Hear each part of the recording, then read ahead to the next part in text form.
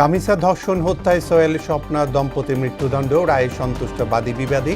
ঐতিহাসিক বললেন স্বরাষ্ট্রমন্ত্রী, 3 মাসেই কার্যকর। 3 মাসের জ্বালানি মজুত সহ 12 দফা সুপারিশ বিশেষ কমিটির। সংসদে জ্বালানি মন্ত্রী, পর্যাপ্ত গ্যাস সরবরাহ হলে যমুনার সার কারখানা পূর্ণ সক্ষমতায় চালু। শোকজের উত্তর দিতে 8 দিন হাসপাতালকে ফের 48 ঘন্টা সময় দিল স্বাস্থ্য অধিদপ্তর। কেন লাইসেন্স বাতিল হবে না, জবাব দেওয়ার নির্দেশ। এবং 24 ঘন্টায় হামে আরও 7 শিশুর মৃত্যু, নতুন আক্রান্ত 1287। এ পর্যন্ত সারা দেশে মৃত্যু 620।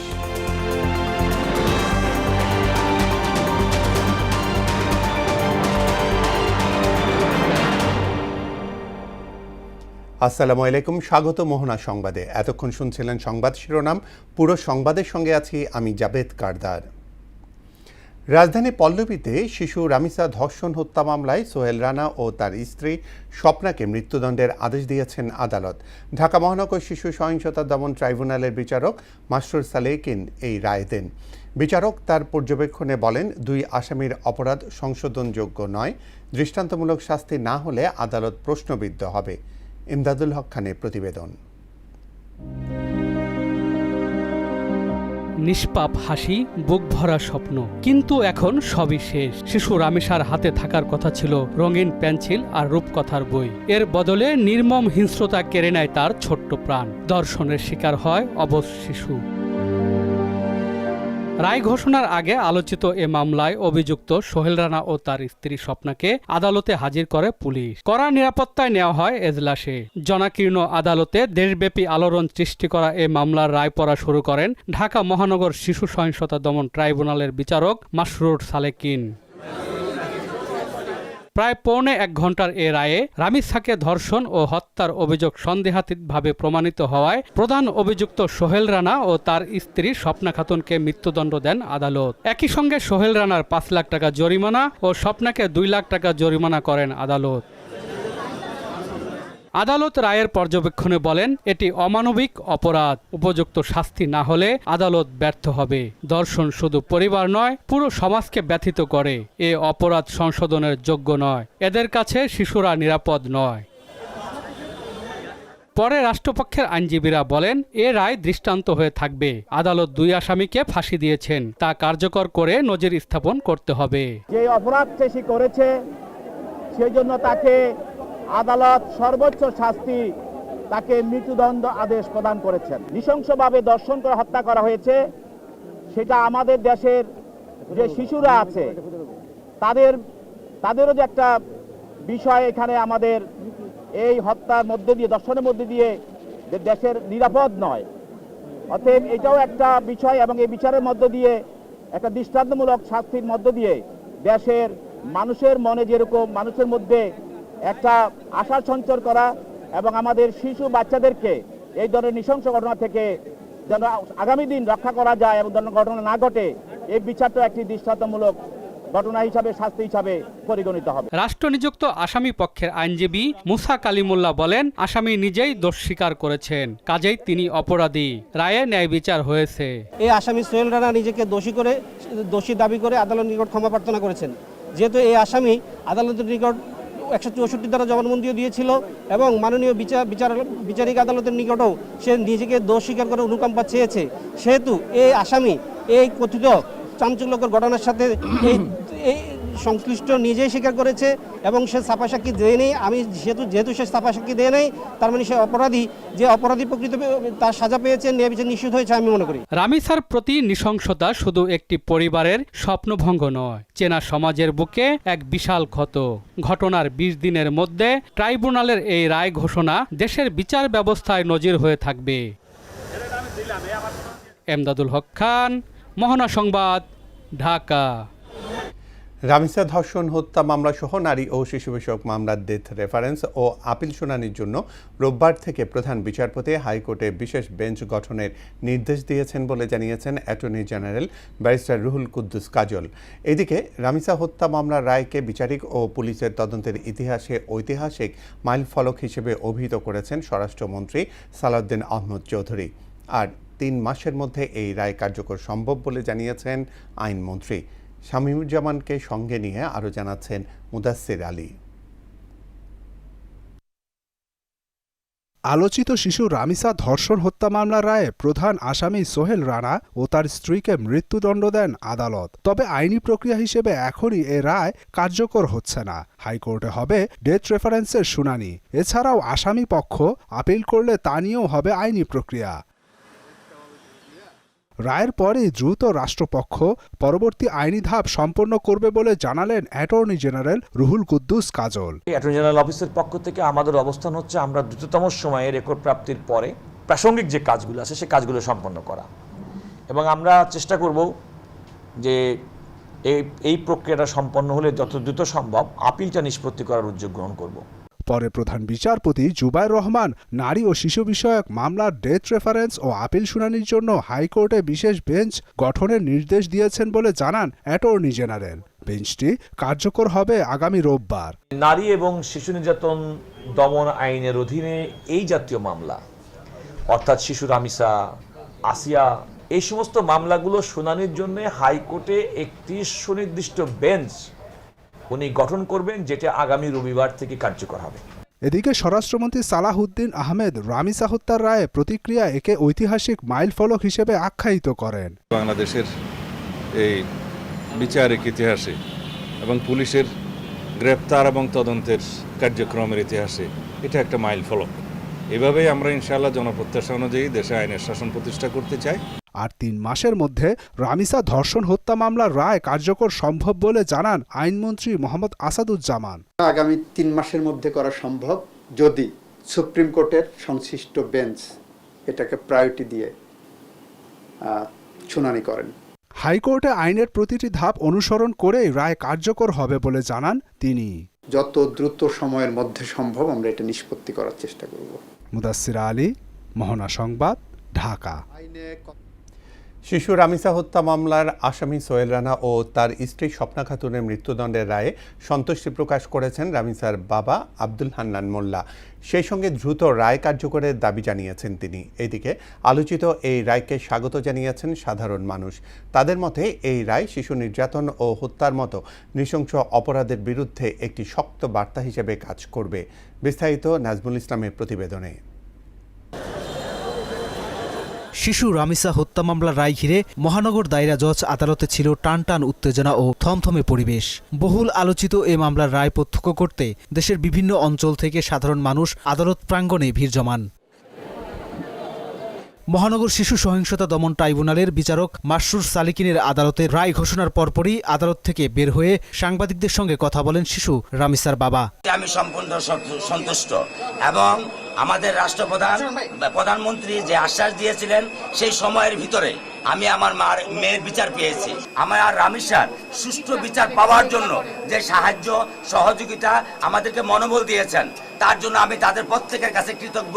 এদিকে অভিযুক্ত সোহেল ও স্বপ্না আক্তারের ফাঁসির রায়ে সন্তোষ প্রকাশ করেন উপস্থিত জনতা। তাদের মতে এ রায়ের মাধ্যমে বিচার বিভাগের প্রতি আস্থা আরও সুদৃঢ় হয়েছে। বিচারের কোনো আদালত থেকে উনি যেন কোনো ফাঁক ফোকরে যেন বেরিয়ে না যেতে পারে। যা আমরা শুনেছি যে ফাঁসির রায় হয়েছে, কিন্তু আমরা সবচেয়ে খুশি হব যদি এটা কার্যকর হয়। খুশি, অনেক খুশি বাবা। একটা মারি ফেলালে তাহলে মানুষের ভয় হবো, আর এমন করবো না। আমার মনে একটা আবেগ যে দুজনের ফাঁসি হয়েছে, এটা আমরা খুব খুশি হয়েছি, সারা বাংলাদেশ যে খুব খুশি হয়েছে। শিশু রামিসা হত্যা মামলার রায় দ্রুত কার্যকরের মাধ্যমে দেশে আইনের শাসন আরও সুদৃঢ় হবে বলে মনে করছেন সাধারণ মানুষ। নাজমুল ইসলাম, মোহনা সংবাদ, ঢাকা। জ্বালানি তেলে মজুদ 3 মাস বাড়ানোর পাশাপাশি আমদানি উৎস বহুমুখীকরণ নিশ্চিত সহ 12 দফা সুপারিশ করেছে জ্বালানি সংকট মোকাবেলায় গঠিত বিশেষ সংসদীয় কমিটি। বিকেলে সংসদের বাজেট অধিবেশনে এই সুপারিশ প্রতিবেদন পেশ করেন বিশেষ কমিটির সভাপতি এবং বিদ্যুৎ, জ্বালানি ও খনিজ সম্পদ মন্ত্রী ইকবাল হাসান মাহমুদ টুকু। এই সময় পর্যাপ্ত গ্যাস সরবরাহ হলে যমুনার সার কারখানা পূর্ণ সক্ষমতায় চালু করা হবে বলে জানান শিল্প ও বাণিজ্য মন্ত্রী খন্দকার আব্দুল মুক্তাদির। আরও জানাচ্ছেন বিজন কুমার। দেশের বর্তমান অর্থনীতির নানামুখী চ্যালেঞ্জের অন্যতম একটি খাত হল বিদ্যুৎ জ্বালানি। জ্বালানি সংকট, উৎপাদন ব্যয় বৃদ্ধি এবং অবকাঠামোর সীমাবদ্ধতার কারণে এই খাতকে ঘিরে উদ্বেগ ক্রমেই বাড়ছে। এরই মধ্যে দেশের বিভিন্ন এলাকায় সময় সময় শোনা যাচ্ছে লোডশেডিংয়ের অভিযোগ। 2 ডক্টর মোহাম্মদ ওসমান। এমন বাস্তবতা উল্লেখ করে ত্রয়োদশ সংসদের দ্বিতীয় অধিবেশনে প্রশ্ন তোলেন সদস্যরা। এ সময় সংসদ সদস্যরা বলেন, খুলনায় রামপাল বিদ্যুৎ কেন্দ্র থাকলেও স্থানীয়রা লোডশেডিংয়ে ভোগান্তি পোহাচ্ছে। বগুড়ার চরাঞ্চলে বিদ্যুৎ সংযোগ নিয়েও প্রশ্ন করেন তারা। বর্তমান তীব্র দাবদাহের কারণে দেশ জুড়িয়া বিদ্যুতের চরম ঘাটতি ও লোডশেডিং দেখা দিয়েছে। লোডশেডিংয়ের কারণে সেখানে ব্যবসা বাণিজ্য এবং শিল্প উৎপাদন কেন্দ্রে যে ক্ষতি হচ্ছে, সেই ক্ষতি থেকে উত্তরণের জন্য কোনো ধরনের পরিকল্পনা আছে কিনা। পার্বত্য অঞ্চলে নিরবিচ্ছিন্ন বিদ্যুৎ সরবরাহের কার্যকর ব্যবস্থা নিতেও মন্ত্রীর দৃষ্টি আকর্ষণ করেন সংসদ সদস্যরা। পার্বত্য এলাকায় বিদ্যুৎ সংযোগ টেম্পোরারি দেখানোর জন্য যে আমরা সব এলাকায় সম্পূর্ণ বিদ্যুতায়ন করেছি। জবাবে বিদ্যুৎ মন্ত্রী বলেন, দেশে গ্যাসের সংকট থাকলেও বিদ্যুৎ সংকট নেই। এ সময় খুলনা সহ সারা দেশে নিরবিচ্ছিন্ন বিদ্যুৎ সরবরাহে সবগুলো বিদ্যুৎ কেন্দ্র সচল করার কাজ চলমান রয়েছে বলেও জানান তিনি। আমাদের বিদ্যুতের ঘাটতি নাই, যে লোডশেডিং এর ডেফিনিশনটা একটু পরিবর্তন করতে হবে। খুলনার জন্য 2টা পাওয়ার স্টেশন তৈরি করা হয়েছে রূপসাতে, সেই 2টা পাওয়ার স্টেশন চলছে না গ্যাসের অভাবে। ভোলার থেকে গ্যাস এনে ওই 2টা বিদ্যুৎ কেন্দ্র চালু করব। পাশাপাশি দুর্গম পার্বত্য এলাকায় সোলার প্যানেলের মাধ্যমে বিদ্যুৎ সরবরাহের আশ্বাসও দেন মন্ত্রী। দুর্গম এলাকায় বিদ্যুতায়ন করার জন্য সোলার এনার্জির দিকে আমরা দৃষ্টিপাত করেছি। এ সময় জ্বালানি তেলের মজুদ 3 মাস করার পাশাপাশি আমদানির উৎস বহুমুখীকরণ নিশ্চিত সহ সংকট মোকাবিলায় গঠিত বিশেষ সংসদীয় কমিটির 12 দফা সুপারিশ সম্বলিত প্রতিবেদন সংসদে উপস্থাপন করেন জ্বালানি মন্ত্রী। জাতীয় সংসদের সাম্প্রতিক জ্বালানি নিয়ে উদ্ভূত পরিস্থিতি মোকাবেলায় করণীয় সম্পর্কে গঠিত বিশেষ কমিটি রিপোর্ট উপস্থাপন করিলাম।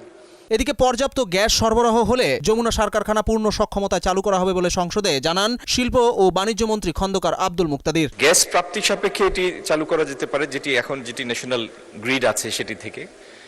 আর শুধু ফার্টিলাইজার ফ্যাক্টরিগুলির জন্য একটা ডেডিকেটেড নেটওয়ার্ক তৈরির জন্য আমাদের একটি কার্যক্রম প্রক্রিয়াধীন আছে।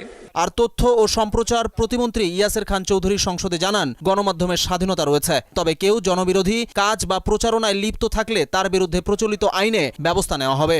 সাংবাদিক হোক আর আমাদের পলিটিশিয়ান, বিজনেসম্যান, চাকরিজীবী, আইনের ঊর্ধ্বে তো কেউই না। কাজেই কেউ যদি আইনের বিপক্ষে কাজ করে সে তার বিরুদ্ধে নিশ্চয়ই প্রচলিত আইনে ব্যবস্থা গ্রহণ করা হবে। বিজন কুমার, মোহনা সংবাদ, ঢাকা। 1.5 দশকের ফ্যাসিবাদী শাসনে গণতান্ত্রিক ও রাজনৈতিক অধিকার হরণের পাশাপাশি শিক্ষা ব্যবস্থাকেও ধ্বংস করেছে বলে মন্তব্য করেছেন প্রধানমন্ত্রী তারেক রহমান। সকালে চীন মৈত্রী সম্মেলন কেন্দ্রে কর্মমুখী ও টেকনিক্যাল শিক্ষা বিষয়ক কর্মশালার উদ্বোধনী অনুষ্ঠানে একথা বলেন তিনি। সনদ নির্ভর না হয়ে দক্ষ ও কর্মমুখী শিক্ষা ব্যবস্থা গড়ে তোলার তাগিদ দেন প্রধানমন্ত্রী। আরও জানাচ্ছেন শামীমুজ্জামান চৌধুরী। রোববার সকালে বাংলাদেশ চীন মৈত্রী সম্মেলন কেন্দ্রে কর্মমুখী ও টেকনিক্যাল শিক্ষা বিষয়ে শিক্ষকদের প্রশিক্ষণ কর্মশালার আয়োজন করা হয়, যার উদ্বোধন করেন প্রধানমন্ত্রী তারেক রহমান।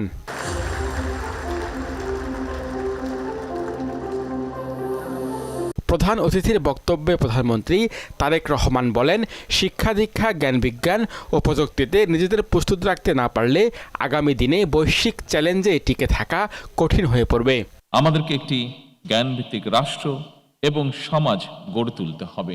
নিশ্চয়ই শিক্ষায়, দীক্ষায়, জ্ঞানে, বিজ্ঞানে, প্রযুক্তিতে নিজেদেরকে প্রস্তুত রাখতে না পারলে আমি মনে করি আগামী দিনে বৈশ্বিক প্রতিযোগিতায় টিকে থাকা মনে হয় কষ্টকর হয়ে পড়বে। সরকার প্রধান বলেন, দেশের আধুনিক ও প্রযুক্তি নির্ভর উচ্চশিক্ষা বিস্তারে জাতীয় বিশ্ববিদ্যালয় সবচেয়ে গুরুত্বপূর্ণ ভূমিকা পালন করতে পারে। দেশে আধুনিক এবং প্রযুক্তি নির্ভর উচ্চশিক্ষা বিস্তারে জাতীয় বিশ্ববিদ্যালয় সবচেয়ে গুরুত্বপূর্ণ ভূমিকা পালন করতে পারে, কারণ সারা দেশে জাতীয় বিশ্ববিদ্যালয় অধিভুক্ত কলেজের সংখ্যা 2000-এরও বেশি। এইসব প্রতিষ্ঠানে বর্তমানে কম বেশি 40 লাখের মতন শিক্ষার্থী অধ্যয়ন করছে। ইতিমধ্যে 1 কোটিরও বেশি শিক্ষার্থী উচ্চশিক্ষা গ্রহণ করেছেন পর্যায়ক্রমিকভাবে। বিশ্ব এখন চতুর্থ শিল্প বিপ্লবে প্রবেশ করেছে উল্লেখ করে সরকার প্রধান বলেন, কৃত্রিম বুদ্ধিমত্তা বা আর্টিফিশিয়াল ইন্টেলিজেন্সের অবাধ প্রসার ও ব্যবহার বর্তমানে মানুষের জন্য নানামুখী চ্যালেঞ্জ তৈরি করছে। বিশ্ব এখন চতুর্থ বিপ্লবের যুগে প্রবেশ করছে। কৃত্রিম বুদ্ধিমত্তা বা আর্টিফিশিয়াল ইন্টেলিজেন্সের অবাধ প্রসার ও ব্যবহার বর্তমানে মানুষের জন্য নানামুখী চ্যালেঞ্জ তৈরি করেছে। শামীমুজ্জামান চৌধুরী, মোহনা সংবাদ, ঢাকা। সরকারের ১০০ দিন আশাব্যঞ্জক হলেও দেশ আইনের শাসন প্রতিষ্ঠায় পিছিয়ে যাচ্ছে বলে মন্তব্য করেছেন টিআইবি নির্বাহী পরিচালক ইফতেখারুজ্জামান। সকালে ধানমন্ডিতে ১০০তম দিন সুশাসন প্রতিষ্ঠা ও দুর্নীতিবিরোধী প্রতিশ্রুতি বাস্তবায়নের শীর্ষক প্রতিবেদনে এই তথ্য উঠে আসে। টিআইবি বলছে, দুর্নীতি দমন, মানবাধিকার রক্ষা এবং তথ্য পাওয়ার অধিকার নিশ্চিতে সরকারের ব্যর্থতা রয়েছে। রাজধানী মগবাজারে আদ্দিন মেডিকেল কলেজ হাসপাতালে ৬ নবজাতকের মৃত্যুর ঘটনায় শোকজের জবাব দিতে হাসপাতাল কর্তৃপক্ষকে আরও ৪৮ ঘণ্টা সময় দিয়েছে স্বাস্থ্য অধিদপ্তর। এই সময়ের মধ্যে শিশুদের মৃত্যুর ঘটনায় ১৯৮২ অধ্যাদেশ লঙ্ঘনের দায়ে কেন হাসপাতালটির লাইসেন্স বাতিল করা হবে না সে বিষয়ে হাসপাতাল কর্তৃপক্ষকে জবাব দিতে বলা হয়েছে। বিকেলে স্বাস্থ্য অধিদপ্তর থেকে হাসপাতাল কর্তৃপক্ষকে পাঠানো এক চিঠিতে সময় বাড়ানোর বিষয় জানানো হয়েছে। অধিদপ্তরের মহাপরিচালক ডাক্তার আবু হোসেন মোহাম্মদ মাইনুল হাসানের সই করা ওই চিঠিতে বলা হয়, শোকজের জবাবের সময়ে বাড়ানোর আবেদনের পরিপ্রেক্ষিতে জবাব প্রদানের সময়সীমা মঙ্গলবার বিকেল ৫টা পর্যন্ত বর্ধিত করা হলো। দেশের অবকাঠামোগত উন্নয়নে সরকার দীর্ঘমেয়াদী ও কার্যকর পরিকল্পনা হাতে নিয়েছে বলে জানিয়েছেন প্রধানমন্ত্রীর স্বাস্থ্য বিষয়ক বিশেষ সহকারী এস.এম. জিয়াউদ্দিন হায়দার।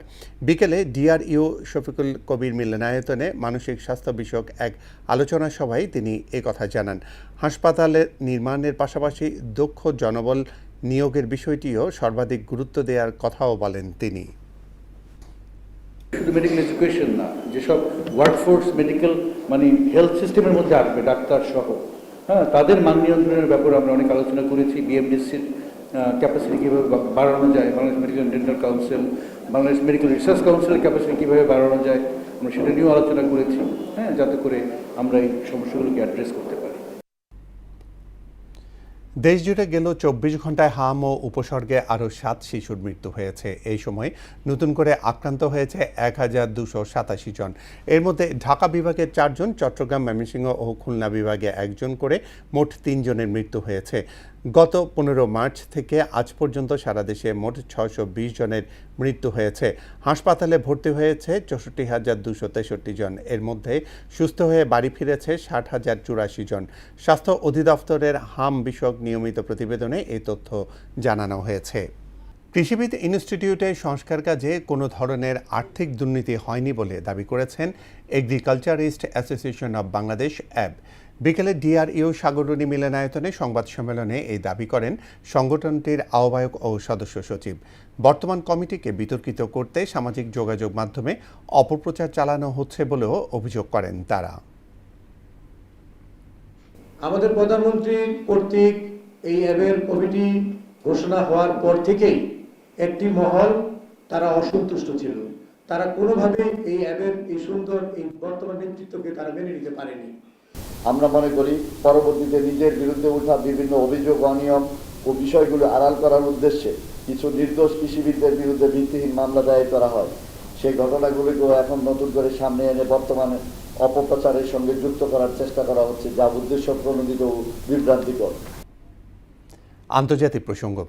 লেবাননের বিভিন্ন শহরে নতুন করে হামলা চালিয়েছে ইসরায়েল। পাল্টা জবাবে ইসরায়েলি বাহিনীর উপর ড্রোন ও রকেট হামলা চালিয়েছে লেবাননের সশস্ত্র গোষ্ঠী হিজবুল্লাহ। এছাড়াও দক্ষিণ গাজায় ইসরায়েলি হামলায় হামাসের একজন কমান্ডার নিহত হয়েছেন। রুমানা রুমার ডেস্ক রিপোর্ট। দক্ষিণ লেবাননের কালাউইয়া, আল কাত্তানি, বাইবলস, রিহান এবং দেইর কিফা শহরে নতুন করে বিমান হামলা চালিয়েছে ইসরায়েল। জবাবে লেবাননে অবস্থানরত ইসরায়েলি বাহিনীর ওপর ড্রোন ও রকেট হামলা চালিয়েছে লেবাননের সশস্ত্র গোষ্ঠী হিজবুল্লাহ। লেবাননকে রক্ষা করতে এবং ইসরায়েলের যুদ্ধবিরতি চুক্তি লঙ্ঘনের জবাব দিতেই এই পাল্টা হামলা চালানো হয়েছে বলে জানায় সংগঠনটি। আইডিএফের দাবি, গেল এক সপ্তাহে হিজবুল্লাহর প্রায় ১৫০টি অবকাঠামোতে হামলা চালিয়েছে ইসরায়েল। এসব লক্ষ্যবস্তুর মধ্যে রয়েছে অস্ত্রাগার, কমান্ড সেন্টার, রকেট উৎক্ষেপণ কেন্দ্র এবং অন্যান্য সামরিক স্থাপনা। অন্যদিকে গাজায় অব্যাহত রয়েছে ইসরায়েলি আগ্রাসন। দক্ষিণ গাজায় ইসরায়েলি হামলায় হামাসের এক কমান্ডার নিহত হয়েছেন। রুমানা রুমা, মোহনা সংবাদ। খেলা খবর ক্রিকেট। বাংলাদেশ ক্রিকেট বোর্ডের সভাপতি নির্বাচিত হলেন তামিম ইকবাল। মিরপুর শেরেবাংলা স্টেডিয়ামে বিসিবি কার্যালয়ে প্রথমে পরিচালক পদে বিপুল ভোটে বিজয়ী হন তিনি। পরে পরিচালকদের ভোটে সভাপতি নির্বাচিত হয়েছেন সাবেক এই ক্রিকেটার। এছাড়া সহসভাপতি হয়েছেন ফাহিম সিনহা। রাজু আলাউদ্দিনের রিপোর্ট। অ্যাডহক কমিটির সভাপতি হিসেবে 2 মাস দায়িত্ব পালনের পর এবার বাংলাদেশ ক্রিকেট বোর্ডের নির্বাচিত সভাপতি হলেন তামিম ইকবাল। প্রথমে পরিচালক পদে বিপুল ভোটে জেতেন তিনি। এরপর পরিচালকদের ভোটে সভাপতি নির্বাচিত হয়েছেন সাবেক এই ক্রিকেটার। অবশ্য সভাপতি নির্বাচনে ভোটের কোনো প্রয়োজন পড়েনি। তামিমই একমাত্র সভাপতি প্রার্থী ছিলেন, যে কারণে তিনি বিসিবির 18তম এবং নির্বাচিত 6ষ্ঠ সভাপতি হিসেবে দায়িত্ব নিচ্ছেন।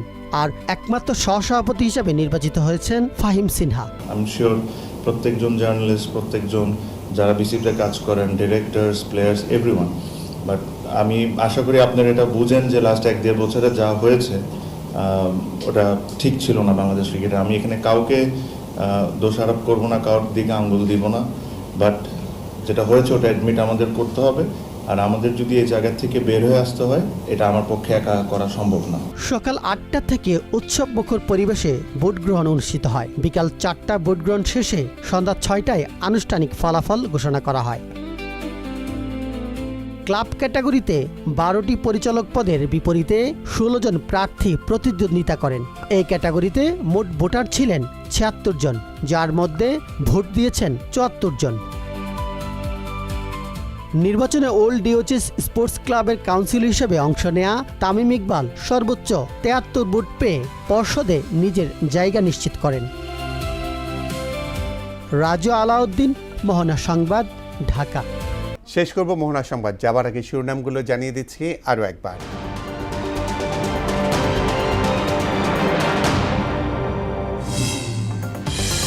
রামিসা ধর্ষণ হত্যায় সোহেল স্বপ্না দম্পতি মৃত্যুদণ্ড, রায়ে সন্তুষ্ট বাদী বিবাদী। ঐতিহাসিক বললেন স্বরাষ্ট্রমন্ত্রী, 3 মাসেই কার্যকর।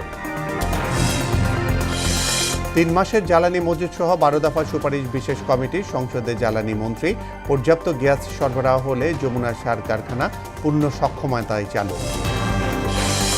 শোকজের উত্তর দিতে 8 দিন হাসপাতালকে ফের 48 ঘন্টা সময় দিল স্বাস্থ্য অধিদপ্তর। কেন লাইসেন্স বাতিল হবে না, জবাব দেওয়ার নির্দেশ।